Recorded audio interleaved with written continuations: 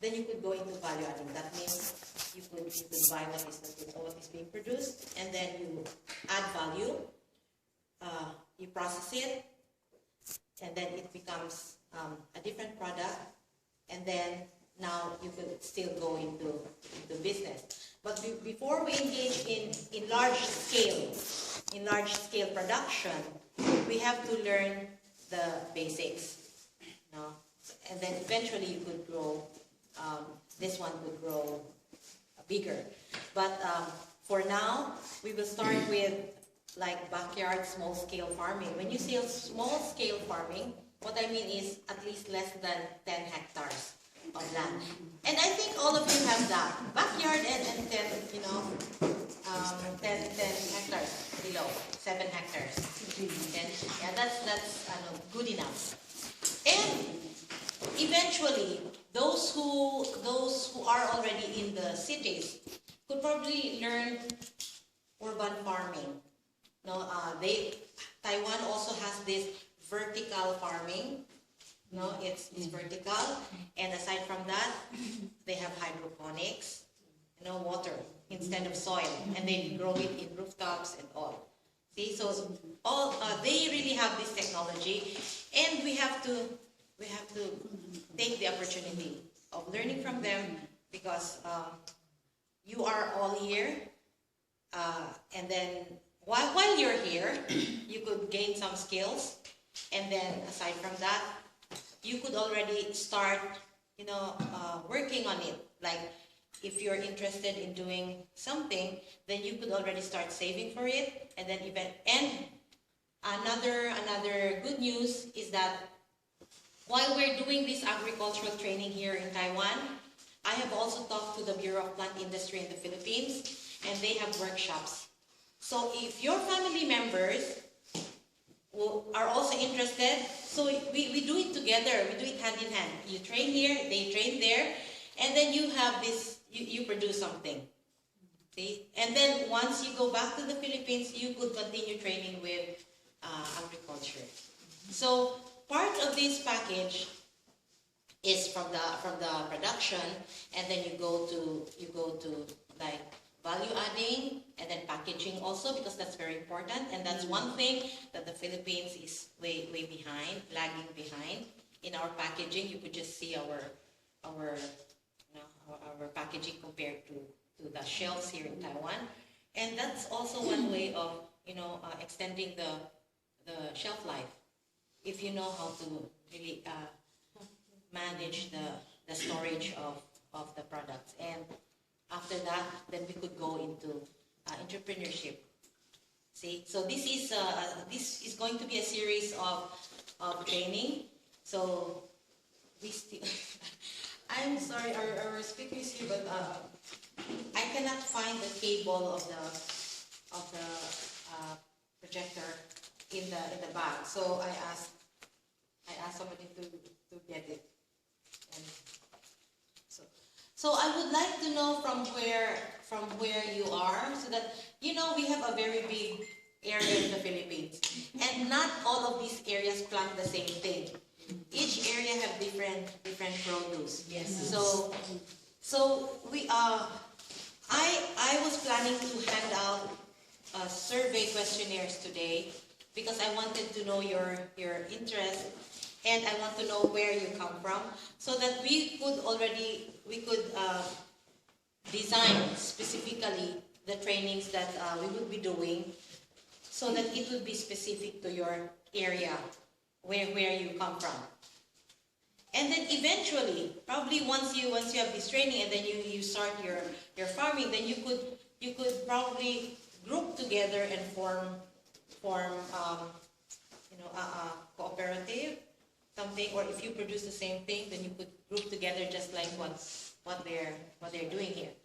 So our I would already introduce my speaker, but our projector is not yet ready. So let's just wait for a few minutes. But I would already give you a background of our speaker this morning. Our speaker is from the young farmers, Inlin. He came all the way from Inlin. That's why you would understand why Mr. Nesty was really particular on on punctuality. Because, you know, Taiwan's farms are mostly located in central Taiwan and southern Taiwan. Taipei has the offices. In fact, the Taiwan Agricultural Research Institute is located in central Taiwan as well. That's where our speaker, Mr. Lu, came from. But so we have to invite people from resource persons from out of Taipei. See, and yet they arrived earlier than most of you. So there were people who were earlier. So now you understand why we want to have the punctuality. And so the program for the day is, in the morning we're going to hear the speech from Mr. Lu, and then after that we're going to have an early lunch. Meko is going to provide the lunch. And then at 12 o'clock, we're going to all the way to Tashi for farm visit. So it's not just farm, it's a hands-on. It's a hands-on training there. So that's why Mr. Nesty was asking you to, wear your not heels, but something that could go into the farms. See? So we want as much as possible, not just to give you already the beautiful, well-kept field that's already there. But before we go into that, we start with the basics, how to prepare the soil, these are all yes, this is the basic ones. And then I would distribute survey questionnaires so that I could know what particular fields in agriculture you're interested in, because agriculture is such a broad field. You don't just have the vegetables, you don't just have the fruits, you also have the cattle, the cows, the pigs, the goats, and then you have the poultry, the chicken or the duck, and then others. So agriculture is such a broad topic. So we just have to choose which ones are applicable in the Philippines. Probably a lot, but let's narrow it down to specifics. So that's why we're requesting for your email, and those who don't have emails could open one, or your phone numbers, so that it's just for this purpose. We're not giving it out. We're not without your permission, of course, but it's for our records in order to contact you and to have more information. Because probably after the training, you might have some questions which you haven't really thought about now. Probably later, we could just use email to communicate. So this is just one of MECO's projects in agriculture. Because of the 7th technical working group meeting between the Philippines and Taiwan last year, we were able to have a project with them on demo farm for button mushrooms. The Philippines is importing 100% of its button mushrooms. We don't grow it there. So now Taiwan has helped us, has extended assistance on agriculture by helping us construct a demo farm in Baguio. It has been launched last Friday, the groundbreaking. But before that, we had all the documents ready, and then they are ready to bring in their technical experts so that we are going to train people in the Philippines in that area to grow button mushrooms. And we are not yet. We have a roadmap for mushrooms in the Philippines. And it will not only be Baguio. Later on, it's going to be a MECO project again. Our chairman has decided to bring it southwards. We're opening, it's still in the process, we'll be opening another mushroom site training for Mindanao and Davao. But but not button mushrooms. Button mushrooms requires altitude. So Tagaytay did not pass inspection for button mushrooms. It's just not the right altitude. It's not enough. So we have oyster mushrooms there though. Yes. So we also, the Philippines also grow straw mushrooms, but we lack the technology to package it. So yeah, and if you don't package it, well, then it will just go to waste because mushrooms are highly perishable. So eventually, we are going to have trainings also in Bukidnon and Davao. So and Cebu. So we are still working into that. So that's just one of the projects. We also have some in fisheries because agriculture also includes fisheries. Yeah, so we're going to have another one in September 30 to October. So hopefully after this first training on agriculture, then we could have more specific. What I had in mind was for the training in high value crops. What does that mean? High value crops means shorter gestation period. You could plant, and then it would not take long from planting to harvest time, and then you could already have your product. And probably you don't have to buy the food, or if you produce more, then you could sell it. As long as the money that you invested to plant would you could see the results right away. Okay. So that's just one. And then before I contacted them, I was able to talk to actually this is just the story of how this all go about. I talked to several persons so that they could speak for our agricultural training. And one of them actually is the zoo horticulturist. He's the one who takes charge of landscaping the zoo and also takes charge of feeding the animals. And I was surprised that the Taipei Zoo raises its own fruits and vegetables to feed the animals. They don't take the risk of buying the produce from the market because there might be chemicals, pesticides, fertilizers there that the animals that's harmful. So they grow it in the mountains there somewhere in Utah. So it's there. The food for the grass for the elephants, the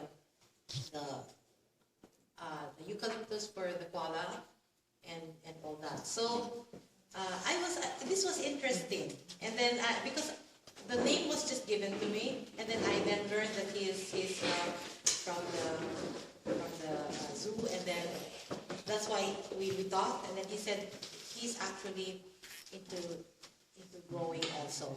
So if you see those landscape there, and then you see the food is being fed, it's actually homegrown, so they don't buy it.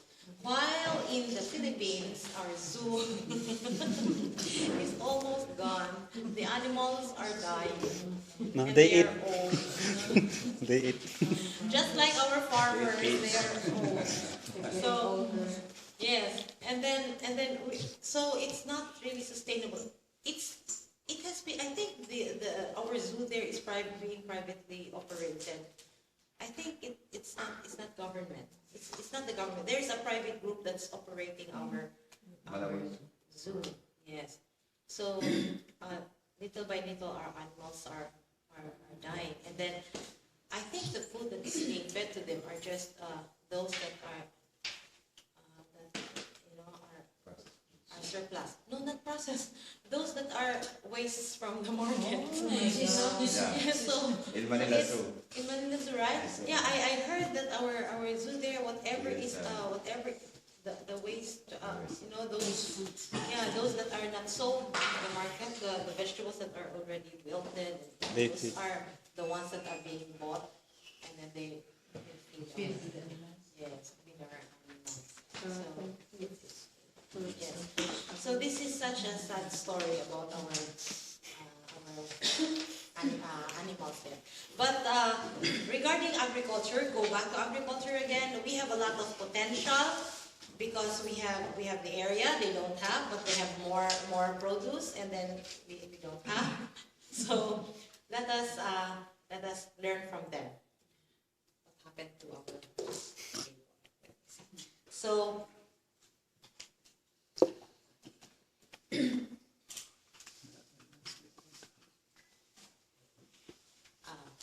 Give me a few minutes. I'll just contact them.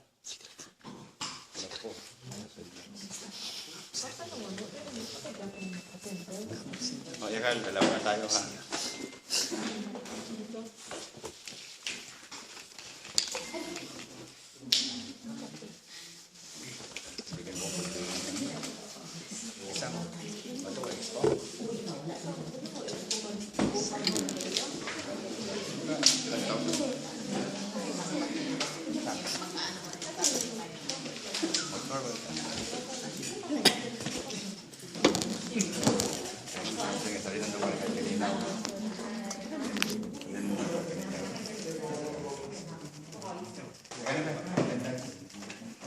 So we have a few more minutes.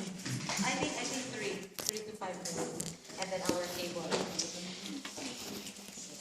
Because yesterday I had another meeting with our scholars, our Filipino scholars, those who are studying here in Taiwan.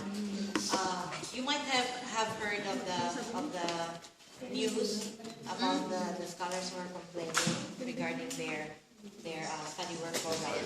So yesterday, it was a general assembly of all the scholars here in Taiwan, and this is again another MeConnect activity. And then I was able to talk to them.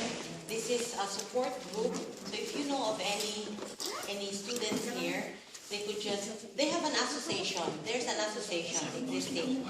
So we have the AFSD, yes, the Association of Filipino Scholars, and then they are a support group. They help each other, not only in terms of a research paper, but the forum where we're coming up with a forum. This is happening every year. I think it's going to happen in May this year, so that those who are about to graduate, those who have their dissertations, those who have their theses for masters, they would present their paper, and then the scholars who are there would be their panelists. So this is like a mock presentation. The other scholars would be able to know what they're doing, and then at the same time they would be able to practice their how they could defend their papers. So this is a very good support group, and then they actually help each other. So I was able to talk to them so that they could also share their problems and what assistance we could extend them. Okay. So let me just know from which areas of the Philippines are you. How many are from Luzon? So majority of you are from Luzon. From Visayas? None. From Mindanao? Okay. So majority of you are from Luzon. Which areas of Luzon? In the Ilocos area, Cordillera? Region 2. Region 2. Region 2 is Pangasinan. Cagayan. Cagayan Valley. Here. And then, okay. Cagayan Valley. Oh. And then Region 5. Region 5. 5 is southern. Albay. Southern. Because Region 4 is somewhere in Rizal. And others. What province? Mindoro. Mindoro. Also in southern. How about you? Cagayan naman. Isabela. Okay. So also I have land also in you also have. Okay. So extremes, huh? because my father from Isabela and my mother Mindanao. Okay. Yeah. Mindanao is less susceptible to typhoons, but the north, when the typhoon season comes, it always has its share of typhoon. Yeah. So okay. So just bear with us. It's not.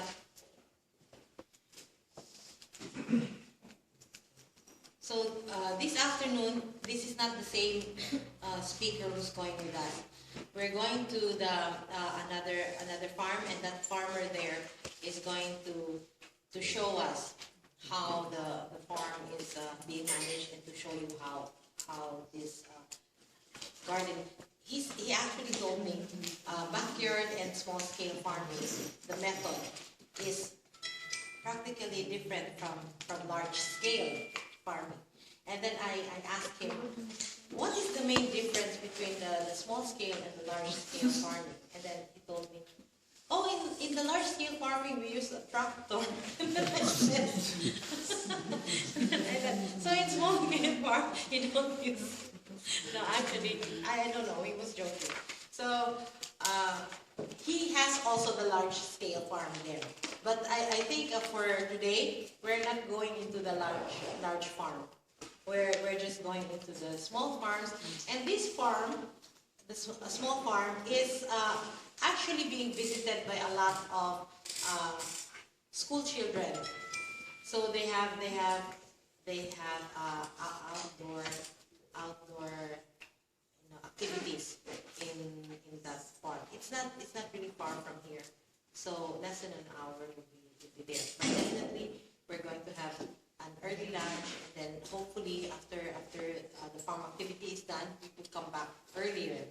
So the bus is going to be here by 12 o'clock, and then we'll finish, and then we could come back here by 4 or 5. So this is all, the whole activity is free. So courtesy of MECO. That's why we have to register. We have to register you, because we have to limit the number of people who will attend because of this because of this farm visit. Probably later on we would go to a much farther area if you're interested in some visiting farms. But we will come up.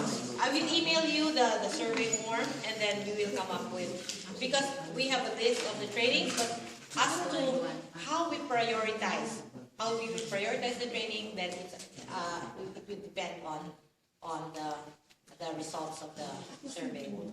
Okay. And by the way, plug in. Our overseas absentee voting is going to start really soon. So that's April 13th. So please, I'm encouraging you to visit our office, because for the voting period, we don't have field voting. So it's going to be inside MECO offices, and then so we're opening our offices for all those who would like to vote. Since this is a local election, then we're only voting for senators and party list candidate. So those are the two things that the overseas voters are going to vote for. So for the national elections would be later. Since that part, Mr. Nesty is more familiar with this activity, let's give the floor to him. May dagdag ko lang yung banggit na ni Ms. Irene Tan, no? Regarding doon sa ating overseas voting, ang manner of voting ngayon, automated. No? Marami sa inyo, hindi pa nakakaalam kung paano mabuha. Hindi katulad itong mga nakaraan, kayo mismo magsusulat ng mga pangalan ng kandidato na gusto nyo ilagay, no? Sabi dalawa sila doon, isang party list. Ngayon po, yung form na napadala na sa amin hindi pala namin pwedeng buksan yun. Ano dyan na po, secured yung area kung saan nakatago yung ating mga balot, yung mga balot ninyo. Nakalagay doon yung mga pangalan doon. Isi-shade na lamang kung sinang kandidato na gusto ninyo. No? Sa mga susunod na araw naman, maglalabas kami na anunsyo para maintindihan nyo kung paano yung paraan ng pagboto na ang gamit ay automated. Pati yung ating voting counting machine, VCM, ipadadala din ng COMELEC sa atin. At tuturuan din kayo kung paano nyo i-prepare yung inyong mga forms. No?